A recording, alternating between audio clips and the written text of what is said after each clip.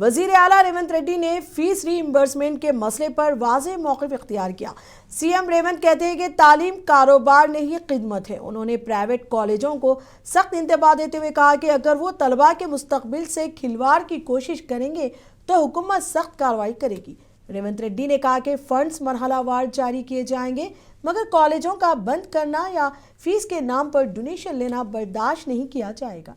वजीर आला ने इल्ज़ाम लगाया कि कुछ तालीमी इदारे सियासी पार्टियों के साथ मिलकर दबाव बनाने की कोशिश कर रहे हैं। నేనేమనను వాళ్ళు వడ్డించిందే ఈ అప్పు, ఇది మేం చేసింది కాదు. 2014 నుంచి ఇప్పటి వరకు చదువుకున్న విద్యార్థులు ఎవరు, ఫీజు రియంబర్స్మెంట్ పొందిన సంస్థలు ఎవరు, ఈ రోజు ఎవరెవరికి బకాయి ఉంది, ఒక ఏదైనా సిట్ ఏర్పాటు చేసి విచారణ చేద్దాం. 2014-15 చంద్రశేఖరరావు గారు అసెంబ్లీలో మాట్లాడి ఒక విజిలెన్స్ అండ్ ఎన్ఫోర్స్మెంట్ను అపాయింట్ చేసి నివేదిక ఇచ్చిండ్రు. ఆ నివేదికను ఎందుకు తొక్కిపెట్టారు చర్యలు తీసుకోకుండా? దాని మీద కూడా చర్యలు తీసుకుందాము. నేను ఆ కళాశాల యజమానులను, మీరు వ్యాపారం చేసుకుంటున్నారు, మీరేం సేవ చేస్తలేరు, మీ వ్యాపారంలో మీరు ఎంత సంపాదించిండ్రు, మీరు ఎట్లా సంపాదించుకుంటున్నారు, ఏమేం జరిగింది అనేది అందరికీ తెలుసు. రాజకీయ ప్రేరితమైన స్టేట్మెంట్లు అధికారులను తిట్టడంతోనే మీకేం ఫీజు రియంబర్స్మెంట్ రాదు. ప్రభుత్వానికి ఉన్న అప్పుల్లో 35 సంవత్సరాలు ప్రభుత్వంలో సేవలు అందించిన అధికారులకు కూడా వాళ్ళ రిటైర్మెంట్ బెనిఫిట్స్ను విడతల వారికి ఇస్తున్నాము. మేము ప్రభుత్వాన్ని ఏర్పాటు చేసే సమయానికి జీతభత్యాలు కూడా విడతలాలు ఇస్తుంటే సర్దిద్దుకుంటూ వస్తున్నాము. సహకరించాల్సిన మీరు ఈ రకమైన వితండవాదంతో బంద్ పెడితే ఇప్పుడు ఫీజులు అడగరా? ఇప్పుడు బంద్ పెడితే పిల్లలకు విద్య దూరం అవుతుంది. 3 నెలలకు 6 నెలలకు మేము ఫీజులు ఇస్తే ఈ బంద్ పెట్టినందుకు ఎవరిని శిక్షించాలి? పిల్లల జీవితాలతోని చెలగాటాలు ఆడొద్దని నేను యజమానులకు చెప్తున్నా. విడతల వారీగా మీకు ఫీజులు చెల్లించే బాధ్యత మేము తీసుకుంటాము. మొట్టమొదట మేము అధికారంలోకి వచ్చిన తర్వాత ఏం బకాయిలు ఉన్నా అవి ఇస్తాం. కేసీఆర్ बीआरएस के एमएलए टी हरीश राव ने वजीर आला रेवंत रेड्डी पर शदीद तनकीद की। उन्होंने इल्ज़ाम लगाया कि वो जुबली हिल्स ज़ुम्नी इंतखाब से कबल रियासत में खौफजदा धमकी के जरिए हुकूमत चला रहे हैं। हरीश राव का कहना है कि रेवंत रेड्डी रियासती मिशनरी का गलत इस्तेमाल कर रहे हैं और बीआरएस रहनुमाओं के घरों पर धावे किए जा रहे हैं। हरीश राव ने कालेश्वरम, जुबली हिल्स इलेक्शन और फीस रीइंबर्समेंट के हवाले मीडिया से बात की। भाई तू कुछ भी इंक्वायरी कर लो, ऑलरेडी एनडीएसए इंक्वायरी हो गया, विजिलेंस इंक्वायरी हो गया, वो जुडिशियल कमीशन इंक्वायरी हो गया, और सीबीआई करो, जो भी करो, वहाँ कुछ गलती हुआ नहीं। आप जितना भी इंक्वायरी करो, हम कोई डरने वाले नहीं है। हम पब्लिक के लिए करें। कालेश्वरम आज भी अच्छा है, लाखों एकड़ को कालेश्वरम प्रोजेक्ट से आज के तारीख भी पानी मिल रहा, पीने का पानी भी करोड़ों को लोगों को मिल रहा। वहाँ पर कुछ भी प्रॉब्लम नहीं है, सिर्फ कांग्रेस ने उसको पॉलिटिक्स कर रहा। जुबली हिल्स में बीआरएस 100% जीत जा रहे, उसमें कोई सवाल ही नहीं है। पूरे लोग केसीआर को याद कर रहे, लोग बीआरएस को याद कर रहे, मागंटी गोपीनाथ साहब को याद कर रहे।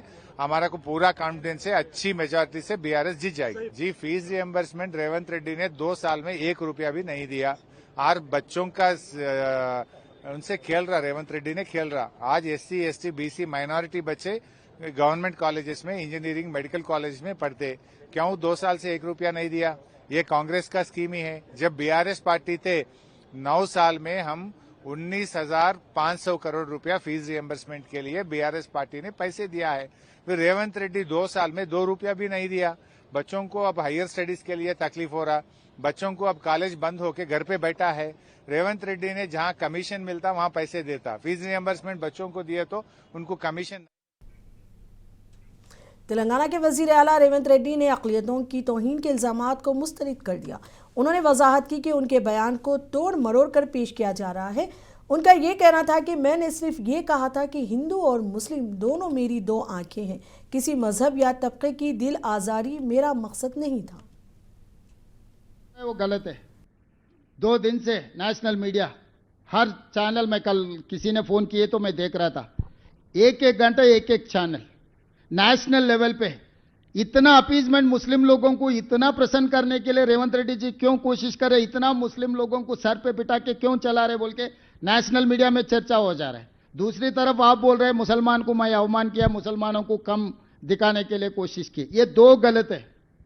आप पूरा देखो, अब जो सवाल पूछा इसमें 30 सेकंड्स अलग अलग बिट्स एंड पीसेस कट के तो अलग दिखता। मैं ये कहा शेखपेट में हिंदू मुसलमान कांग्रेस पार्टी के लिए दो आंखें, खासकर शेखपेट में हमारे ताकत है मुसलमान भाई बहनों हमको मदद देने के लिए आए। हम आपके हिस्सा आपको पहुंचाया अजहरुद्दीन जी के नाम पे मंत्री दिए। किशन रेड्डी को क्या तकलीफ हो रहा, पेट में दर्द क्यों हो रहा बोल के मैं पूछा। अजहरुद्दीन साहब को मैं मंत्री बनाया तो किशन रेड्डी जी को क्या तकलीफ है, आज भी मैं पूछ रहा हूं। हमारे लिए हिंदू मुस्लिम क्रिश्चियन सिख कोई भी हो हमारे लिए बराबर है।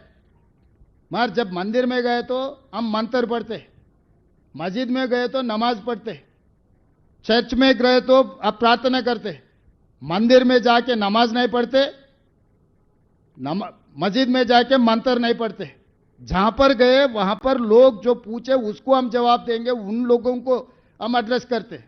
इसमें हर किसी ने किसी को भटकाने के लिए, किसी को इस चुनाव में कुछ फायदा लेने के लिए कोशिश मत करो बोल के इन लोगों को बोल दो। मैं साफ साफ सोचकर बात किए, इस देश में हिंदू मुस्लिम सिख क्रिश्चियन सब लोग हमारे लिए एक है। जैन के साथ फिर आगे बोलेंगे, आप जैन के बारे में कुछ नहीं कहा। इस देश में 140 करोड़ जनता हमारे लिए बराबर है कांग्रेस पार्टी के लिए। हां एक बात जरूरी है, जब जब कांग्रेस पार्टी सत्ता में थे तब तब माइनॉरिटियों को मौका दिए। Third president of India Zakir Hussain को कांग्रेस पार्टी ने बनाया, 12 लोगों को मुख्यमंत्री बनाया कांग्रेस पार्टी ने, मुसलमानों को गवर्नरगिरी दिए। External affairs minister Salman Khurshid उनके पिताजी को एक्सटर्नल अफेयर्स मिनिस्टर बनाए, आजाद साहब को मिनिस्टर बनाए, अहमद पटेल जी को बड़ा नेता बनाए। हर राज्य में बिहार, उत्तर प्रदेश, महाराष्ट्र से लेकर बहुत सारे राज्यों में हम मुख्यमंत्री बनाए मुसलमानों को। तो हम अलग नहीं देखे, जिसने राज्य चला सकता है, जिसने गरीब लोगों के लिए कुछ काम कर सकता है। तेलंगाना के नए वजीर अक़लियती उमूर मोहम्मद अजहरुद्दीन ने अपोजिशन के एतराज़ात पर रद्द-ए-अमल जाहिर किया। उन्होंने कहा कि वज़ीर आला रेवंत रेड्डी ने हमेशा अक़लियतों के अहम मसाइल पर तवज्जो दी है। उन्होंने कहा कि हकीकत यह है कि चीफ मिनिस्टर रेवंत ने हमेशा ज़रूरत के मुताबिक तकर्रुरियाँ की है। अजहरुद्दीन ने मिसाल देते हुए कहा कि वर्ल्ड कप के बाद मोहम्मद सिराज को DSP के ओहदे पर फायज किया गया, जो अक़लियतों की हौसला अफजाई की वाज़ेह मिसाल है।